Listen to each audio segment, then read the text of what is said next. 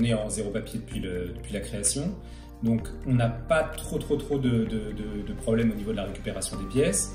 Et pour être honnête, on fait évidemment beaucoup moins de rendez-vous physiques qu'avant, mais ça n'a pas vraiment changé la vie du cabinet dans le sens où on est déjà complètement autonome à distance sans trop de problèmes. On est très bien maintenu à flot par l'ordre des experts comptables. J'avoue, qui nous envoient des choses assez ciblées, des textes une fois que les décrets passent, ils nous préviennent de ce qui va se passer quand les décrets arrivent, donc on est quand même assez bien encadré. On va regarder effectivement ce qui se passe aussi sur les sites du gouvernement, mais on attend toujours en règle générale que l'ordre des experts comptables nous guide, nous cadre un petit peu mieux. Alors, on a d'abord déjà premièrement, on s'assure que tout le monde va bien au cabinet, que les équipes vont bien et sont rassurés dans leur tête. Au niveau technique, comme je l'ai dit tout à l'heure, on n'a pas changé grand-chose. On est tous autonomes, on a tous des portables qui sont complètement synchronisés avec le cabinet en temps réel, avec les comptas des clients.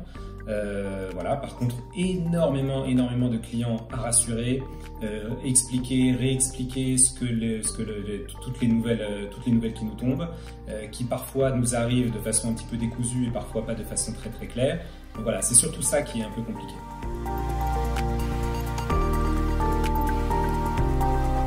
On a mis en place un système de newsletter.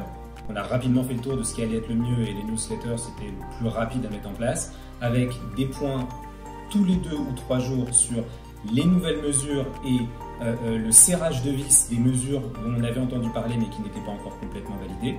On envoie ça aux clients et on essaye pour les clients qui sont le plus en difficulté d'envoyer des messages un peu plus précis à des clients en disant voilà, vous avez tel genre de difficulté, n'hésitez pas à nous solliciter pour telle ou telle chose. On a des clients donc, dans le tourisme, dans le tour opérateur, les restos évidemment, les hôtels, où ceux qui étaient les plus fragiles, on les a appelés.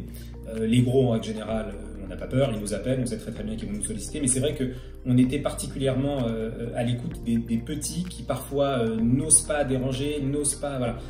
Donc oui, effectivement, on a fait un petit travail cousu main pour certains.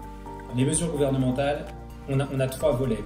On a le volet fiscal, le volet social et le volet d'aide en termes de trésorerie. Volet fiscal, c'est très simple, on explique aux clients ce qu'on a le droit de décaler, de ne pas payer en termes de taxes. Volet social, la même chose, ce qu'on a le droit de ne pas payer en termes de charges sociales. Et également les aides liées au chômage partiel qui s'étend à un chômage quasi total pour certains. Et enfin, le plus important, le plus intéressant pour certains, c'est les emprunts qui ont été garantis par la BPI, par l'État. Voilà, ça c'est les 3 types d'aides sur lesquels on communique beaucoup. Alors au cabinet, on a tout de suite mis une espèce de Google Sheet où on a dressé la liste précise des clients qui allaient soit qui nous en avaient déjà parlé, soit qui allaient très rapidement avoir besoin des aides, avec 3 colonnes toutes simples, le fiscal, le social et les aides en trésor.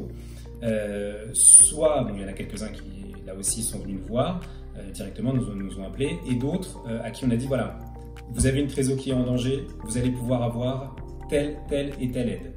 Et on leur dit tout de suite, si vous voulez vous en occuper tout seul, vous faites comme ça, le cabinet peut s'en occuper, vous nous laissez la main et on fait les demandes. Pour ce qui est social, on fait les demandes pour les chômages partiels, on fait les demandes pour la mise en relation avec la BPI ou avec votre banque pour les emprunts.